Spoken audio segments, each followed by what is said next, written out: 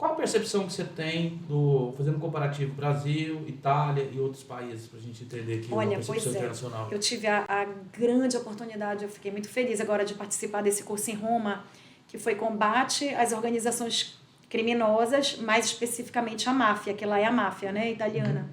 E o que eu percebi, lá a máfia surgiu primeiro, né, década de 60, mais ou menos.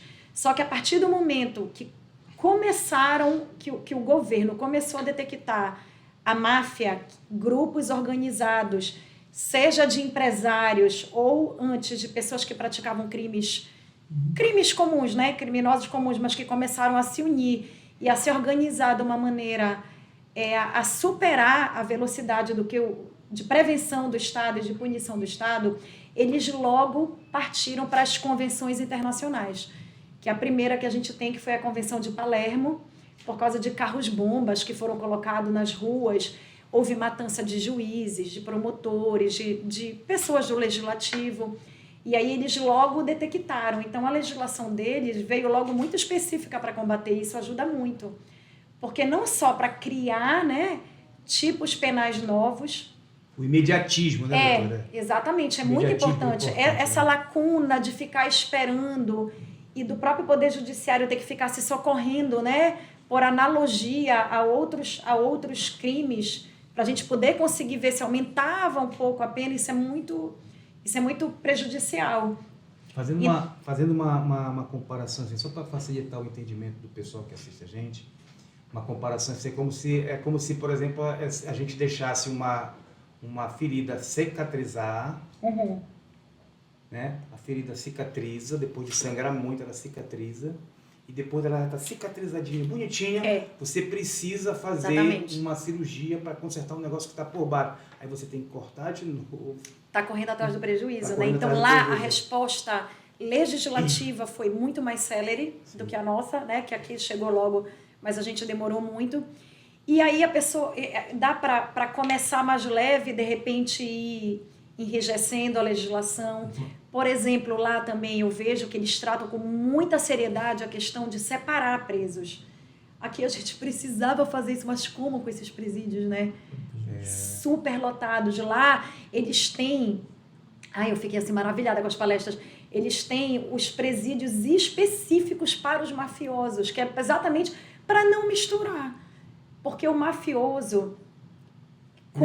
Como uma pessoa da organização criminosa ali, né? Aqui também é uma pessoa geralmente que já tem um conhecimento maior do crime e muitas vezes são pessoas instruídas também. Ele acaba cooptando outras pessoas. Na verdade, ele fomenta, né? Ele multiplica a ideia, multiplica os processos. Você colocando ele no meio vamos dizer, daquele que não é esclarecido, ele acaba então convencendo o cara a integrar a regimentando. Exatamente, né? Ou seja, Brasil, então... na verdade é treinando, né? O que é bacana no que a doutora falou é que essa providência italiana, ela acaba não deixando a criação de núcleos. Aí nós perguntamos lá também, né? E a corrupção? Os agentes políticos... Olha, não vou dizer que não tem, eu lembro que o juiz respondeu, mas a corrupção aqui na Itália é praticamente zero, pelo menos das pessoas que combatem a máfia, né?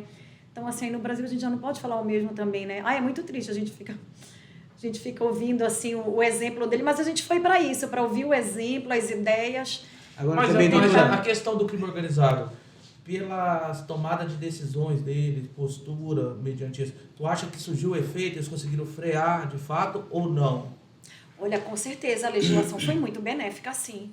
Porque antes a gente consegue visualizar o efeito lá. Porque a gente... lá você está falando? Sim, com certeza. Para dar até para usar como paradigma aqui, né?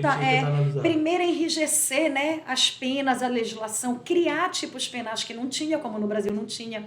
Por exemplo, a nossa lei 12.850, ela traz não só tipificando o crime organizado, né, que é participar, financiar, você pode até não praticar os atos de tráfico de droga, mas se você financiar ou ajudar de qualquer maneira, você também está previsto, está sujeito a essa penalidade, entendeu? A responder o processo e está sujeito a essa penalidade. Ainda que seja uma ajuda ideológica. Exatamente. Eu só apoiei o cara, eu disse assim, não, eu apoio o que eles estão fazendo. Exatamente, entendeu?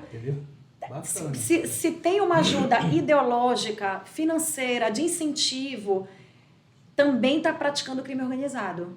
Então, é bem amplo. Legal.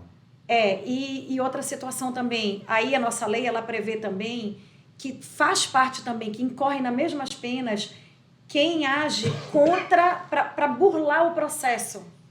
Sim. Quem age para querer tumultuar o processo.